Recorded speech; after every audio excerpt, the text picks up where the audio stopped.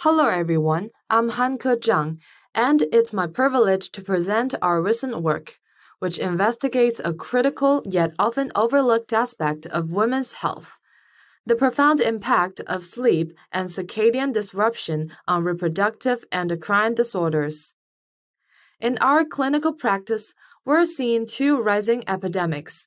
On one side, reproductive endocrine disorders, REDs, like abnormal uterine bleeding, PCOS, infertility, endometriosis, and pregnancy loss, are increasingly affecting patients' physical and mental health. These conditions often share common causes, like dysregulation of the thalamic pituitary ovarian axis, chronic inflammation, and metabolic issues.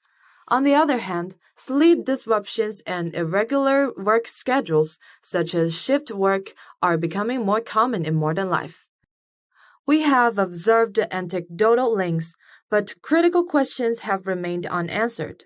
Is this merely an association, or does sleep disruption play a causal role in the pathogenesis of these disorders? What are the underlying biological mechanisms, and how do these risk factors combine to affect an individual patient's risk profile? We conducted a multifaceted, hypothesis-driven study to answer key questions using data from the UK Biobank, involving 561 female participants. We assessed sleep duration, quality, and shift work patterns through questionnaires and objective measurements, linking these to confirmed REDs from hospital and death records, establishing strong epidemiological associations. To move beyond correlation, we used Mendelian randomization, leveraging genetic variants as natural proxies for sleep traits to minimize confounding and reverse causality. Additionally, we performed a mediation analysis to explore potential biological pathways. So, what did we find? Our analysis revealed a clear U-shaped relationship between sleep duration and the risk of REDs.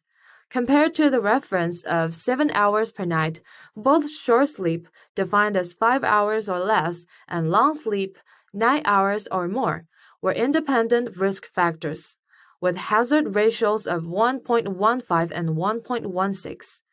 Poor sleep quality also significantly increased risk, with a hazard ratio of 1.15. Perhaps most strikingly, night shift work emerged as the potent risk factor, associated with a 40% higher hazard. But the most compelling finding for clinical risk assessment was the powerful interaction between these factors. We identified a high-risk phenotype that is simple to recognize in a clinical setting. The women who works night shifts and chronically sleeps 5 hours or less. This group faced a 72% higher risk compared to women with normal sleep patterns and no shift work. This is synergistic, highlighting a profound combined detrimental effect. Now, let's delve into the how and the why.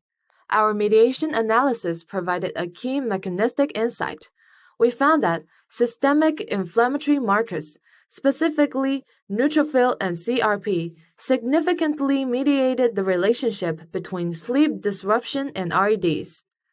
This tells us that inflammation is a significant, though partial, biological pathway linking these conditions.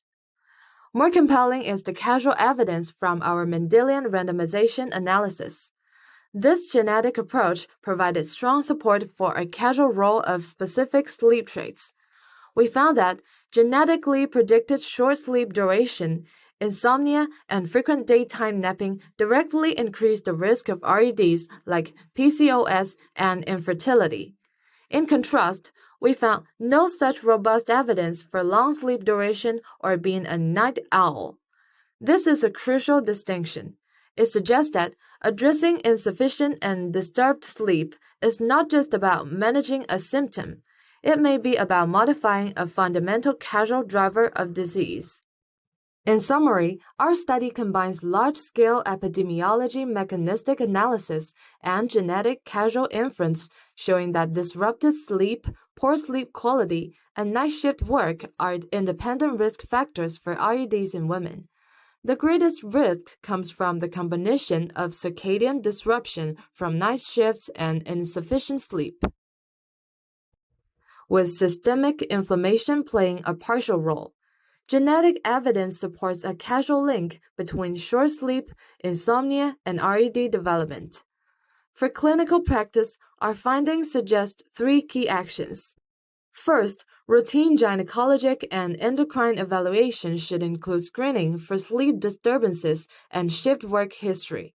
Second, for women in night shift work, strategies to manage circadian misalignment and ensure adequate sleep are crucial.